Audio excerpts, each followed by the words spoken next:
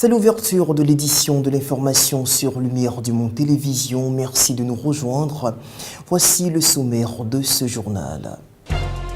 Le Libéria a rouvert ce lundi ses frontières terrestres en raison de la chute des cas de contamination à l'épidémie Ebola. Cette mesure qui entre dans le processus de décrispation de la situation de crise épidémiologique a été mise en œuvre quelques jours après la réouverture des classes. C'était le branle-bas cette nuit à Paris lorsque des drones ont survolé des sites stratégiques de la capitale française. Entre menaces terroristes et simples manœuvres de diversion, la France s'y interroge.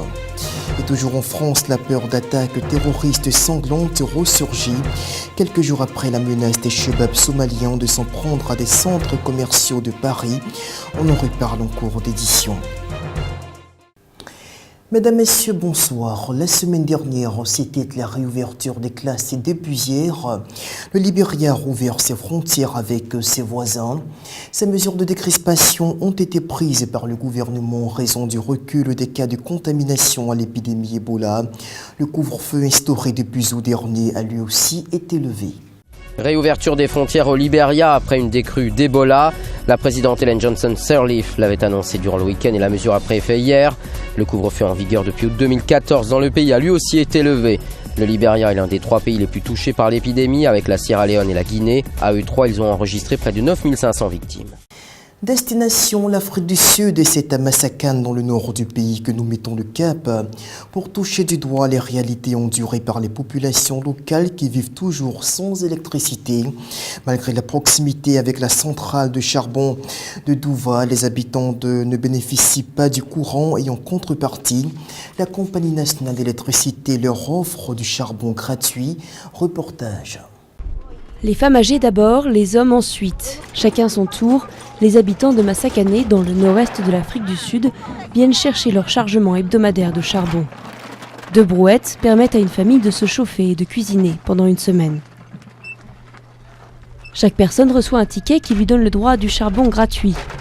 Mais tous préféreraient avoir chez eux l'électricité produite à quelques centaines de mètres, à la centrale thermique de Douva. Quand je tousse, c'est noir, donc c'est le charbon. Je vais à l'hôpital parce que je tousse beaucoup, j'ai très mal à la poitrine. C'est incroyable, l'électricité est produite juste à côté, mais nous, on l'a pas chez nous. L'Afrique du Sud a été le premier pays électrifié du continent, en 1881. Depuis la fin de l'apartheid, plus de 6 millions de foyers ont été équipés. Mais le réseau mal entretenu, pas modernisé, sature en permanence, et 15% des ménages n'ont toujours pas le courant.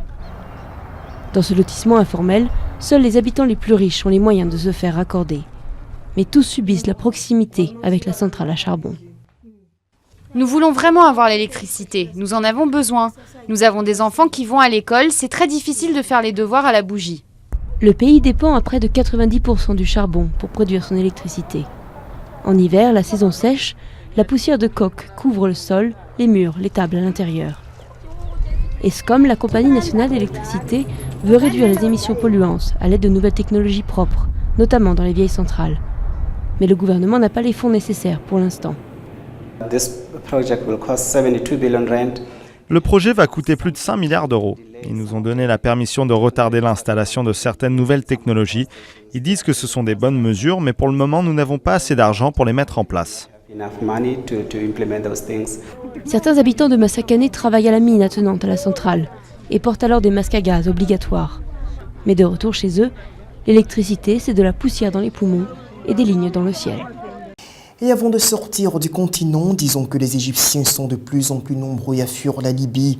Après la décapitation le 15 février dernier de 21 chrétiens coptes égyptiens, c'est par milliers qu'ils quittent ce pays d'Afrique du Nord, désormais réputé pour son instabilité chronique depuis la chute du guide libyen Mouammar Kadhafi. Faisons à présent le point sur les frappes aériennes de la coalition occidentale contre les positions de l'État islamique en Irak. 6 mois après le début des premiers raids, le bilan est mitigé.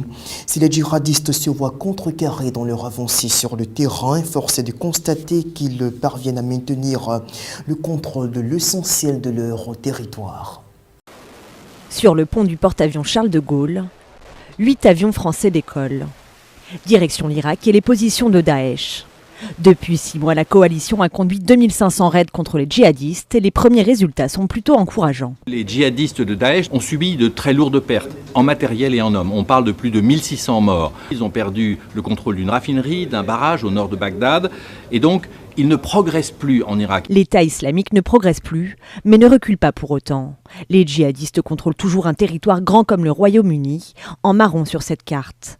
Seule solution pour libérer ces zones, l'envoi de troupes au sol. Les Américains sont en train de former entre 20 000 et 25 000 combattants kurdes et irakiens. Ils vont servir à déployer une opération majeure pour l'avenir de cette guerre en Irak. Il faut absolument des troupes qui vont en quelque sorte travailler maison par maison, quartier par quartier. Objectif, reprendre Mossoul, ville pétrolière stratégique au nord du pays. Mais pour l'instant, l'armée irakienne n'est pas prête. La bataille pourrait donc être menée d'ici 2 à 3 mois, avec l'appui des forces spéciales américaines sur le terrain. Cap sur la France où les interrogations foisonnent au lendemain du survol de Paris par 5 drones de modèle réduit. C'est autour de minuit, heure de Paris, que le premier appareil a été aperçu près de l'ambassade américaine, ce qui a mis en branle les services de sécurité dans la capitale française. Pour Jean-Marc Tanguy, journaliste et spécialiste des questions militaires, il ne s'agit pas d'actions terroristes, mais plutôt de manœuvres de personnes voulant se moquer des autorités. Là, la difficulté avec ces drones, c'est qu'évidemment, on n'a pas pu identifier le ou les pilotes. Vous dites 5 drones ont été aperçus. Si ça se trouve, c'est bien le même qui a été utilisé ponctuellement à 5 endroits différents. Donc, pour l'instant, avec les informations fragmentaires et la chronologie des choses, on ne sait pas encore définitivement trancher. Je pense que c'est sans doute une démonstration pour les personnes qui opèrent ces engins. C'est juste une façon sans doute de se moquer des autorités. Souvenez-vous, le Baron Noir dans les années 80, le groupe ADBF dans les années 2000, et en fait, toutes ces personnes n'ont jamais été retrouvées. Elles se sont évaporées. On est peut-être sur ce genre de choses. Ce qui est clair, c'est que ces personnes, en tout cas, sont pas des terroristes, parce que sinon, depuis le temps, elles auraient pu utiliser ces drones à des fins évidemment criminelles, ce qui n'a pas été le cas pour l'instant. Ces engins dont on parle et qui sont en fait pas vraiment des drones, c'est plus proche d'un modèle réduit, mais c'est vrai que c'est un modèle réduit beaucoup plus moderne que ce qu'on connaissait dans les années 80 ou 90. Là, aujourd'hui, pour quelques dizaines d'euros, vous avez quelque chose d'assez performant, qui doit être piloté, qui peut être éventuellement couplé à un GPS, mais qui a néanmoins peu d'autonomie, peu d'endurance, et surtout dont le pilote doit être à proximité relativement immédiate. C'est ce qui fait que théoriquement, on devrait pouvoir interpeller assez facilement les pilotes de ces drones. La difficulté, c'est que quand on est en milieu urbain, évidemment, il y a plein d'endroits où c'est camouflé. Ce qui n'est pas la problématique d'une race campagne quand on est, par exemple, hors des... Et on reste dans la capitale française pour dire que la peur monte quelques jours après les menaces terroristes proférées par les milices Chebab de Somalie contre des centres commerciaux en Europe et en Amérique du Nord. À Paris, les centres commerciaux des Halles et de la Défense se sentent particulièrement visés. Et le traumatisme est d'autant plus fort que l'on se souvient de l'attaque sanglante du Westgate à Nairobi en 2013 qui avait fait 67 morts. On ne se sent pas tellement en sécurité. Voilà. Et on y croit à ces menaces. Donc vous voyez, là, je vais jamais l'après-midi ni le week-end aux 4 temps. Voilà, on est obligé d'être prudent et de réclamer plus de sécurité. On vit dans la peur là en ce moment. Donc dans la peur que ça frappe un petit peu partout et surtout ici. Parce que moi je travaille tout le temps, pratiquement toute la semaine, donc on reste vigilant. Je travaille à l'intérieur d'une boutique, donc je sais qu'on est vigilant sur ce sujet-là, et ça nous inquiète, oui, mais on ne va pas céder à la panique non plus. On va contrôler ma sacoche à l'entrée, déjà pour commencer. Après, en ce qui concerne les menaces antiterroristes, je pense que l'État fait correctement son travail. Je sais qu'il y a le plan Vigipirate, on voit beaucoup de police, de gendarmes, donc je pense qu'on est en sécurité. La France est donc en proie constante à la hantise d'attaques terroristes et sur place, le gouvernement passe à l'action en vue de faire échec au départ de candidats français au djihad vers la Syrie. Ce lundi, les autorités ont annoncé la confiscation des passeports de 6 jeunes Français qui tentaient de se rendre en Syrie. Et des mesures similaires devraient être prises également à l'encontre de nombreux autres candidats au djihad, car l'on estime à près de 1000 le nombre de Français impliqués dans des filières djihadistes. Les autorités françaises passent à l'acte contre le djihadisme. 6 Français âgés de 23 à 28 ans se sont fait confisquer leur passeport alors qu'ils souhaitaient se rendre en Syrie. Ces jeunes ont interdiction de quitter le territoire pour une durée de 6 mois renouvelable pendant 2 ans. La mesure est appliquée pour la première fois. Elle fait partie de l'arsenal antiterroriste voté en novembre dernier à l'Assemblée nationale. Pour le ministre de l'Intérieur, Bernard Cazeneuve, ce dispositif est essentiel. Nous souhaitons cette mesure pour des raisons qui tiennent au fait que si des Français partent commettre des exactions en Irak et en Syrie, à leur retour, ils représentent un danger plus grand encore pour le territoire national et risquent de commettre des actes terroristes de grande ampleur, animés par le seul instinct de la violence en raison des exactions et des actes qu'ils auront pu commettre sur le théâtre des opérations terroristes. Soupçonnés par le renseignement d'être candidats au djihad, ces Français se sont vus remettre un récépissé en échange de leurs papiers. Certains ont été signalés par leurs proches, d'autres ont été détectés lors d'enquêtes effectuées par les services de sécurité intérieure. La mesure est plutôt bien accueillie parmi les Français.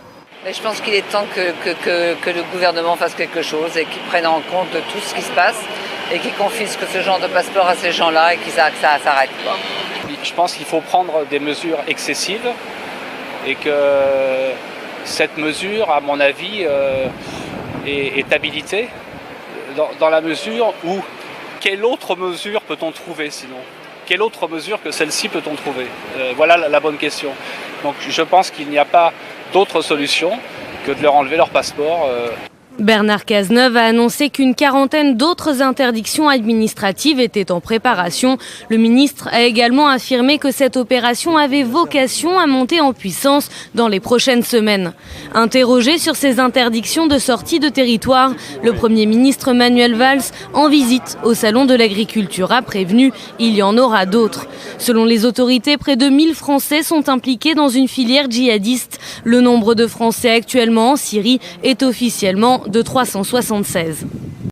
Direction la Grande-Bretagne pour évoquer ce scandale de corruption qui éclabousse actuellement 2 députés pris en flagrant délit d'aveu de corruption par des journalistes. Ces ex-ministres ont avoué se faire de l'argent grâce à des conférences payées pour faciliter l'entrée sur le marché local d'entreprises étrangères. Voilà de quoi mettre à mal le chef du gouvernement britannique David Cameron qui a annoncé le renforcement des mesures anti-corruption. Normalement, si je fais un discours ou quoi que ce soit, c'est 5000 livres par jour. C'est ce que je prends. Je suis mon propre patron, donc personne ne me paie de salaire. Je dois gagner mon salaire, mais quand je ne suis pas pris, je peux faire ce que je veux. Des aveux qui passent mal pour ces 2 anciens ministres, pris en flagrant délit d'activité extra-parlementaire. Une double casquette, très mal accueillie par le Premier ministre britannique. Je pense renforcer les règles. Je veux une transparence totale et démontrer aux électeurs que les parlementaires sont là pour travailler pour eux, pour servir la communauté et leur pays. Les 2 parlementaires ont immédiatement été mis à pied par leurs partis respectifs. Un signal fort, censé dissuader ceux qui voudraient en faire autant. Les candidats de notre parti qui se présentent à la prochaine élection auront l'interdiction d'être consultants. J'ai écrit à David Cameron pour lui demander de faire pareil avec les membres de son parti. Quant aux parlementaires piégés, ils ont vivement réagi. Pour eux, rien ne prouve une quelconque malversation. J'ai été mortifié de tomber dans ce piège. C'était un piège très habile. Je veux rappeler que j'ai été intègre durant les 36 années où j'ai été membre du Parlement et que je continuerai à le faire dans le futur. Ce sont des allégations totalement infondées et je vais me battre. Le scandale tombe mal alors que les élections législatives doivent se tenir le 7 mai prochain. Difficile pour les Britanniques dans ces conditions d'avoir confiance en leurs représentants, d'autant qu'une histoire similaire avait eu lieu en 2010.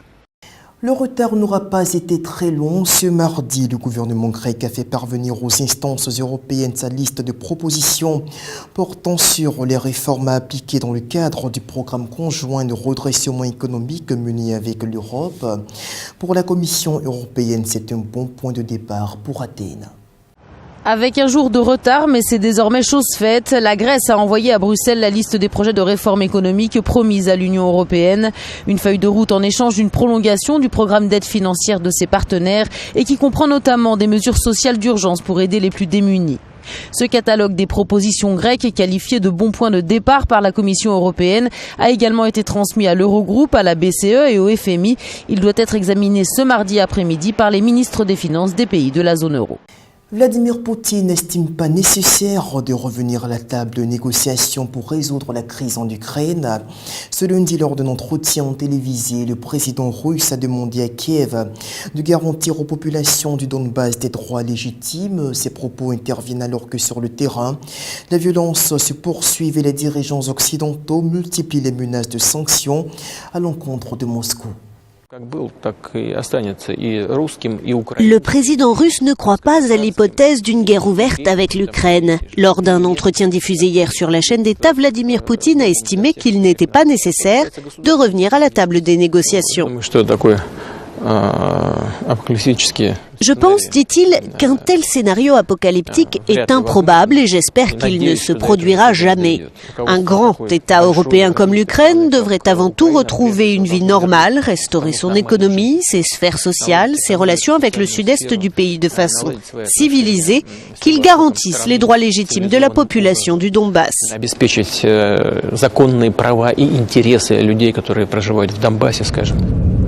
Les Occidentaux et Kiev accusent Moscou d'appuyer les séparatistes de l'Est de l'Ukraine. Des séparatistes qui semblent aujourd'hui encore vouloir prendre la ville de Mariupol, et ce, malgré l'entrée en vigueur d'un cessez-le-feu il y a plus d'une semaine. Réaction du Premier ministre britannique.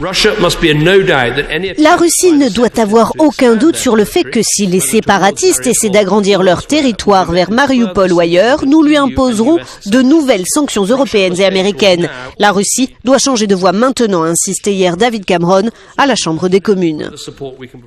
L'actualité chrétienne, pour terminer, on évoque ce rassemblement de plus de 800 agriculteurs chrétiens en Suisse à Winterthur. Du 20 au 22 février dernier, ces paysans venus de toute la Confédération helvétique étaient réunis pour une conférence nationale dont l'objectif était de s'encourager mutuellement et de prier ensemble. C'est pour la 6e fois que l'événement était organisé par la Fondation Schleife. C'est donc sur cette information que l'on se dit au revoir pour aujourd'hui. Je vous rappelle que vous pourrez suivre ce bulletin d'information sur notre site web www.lumieredumonde.tv. D'ici là, portez-vous bien. Au revoir.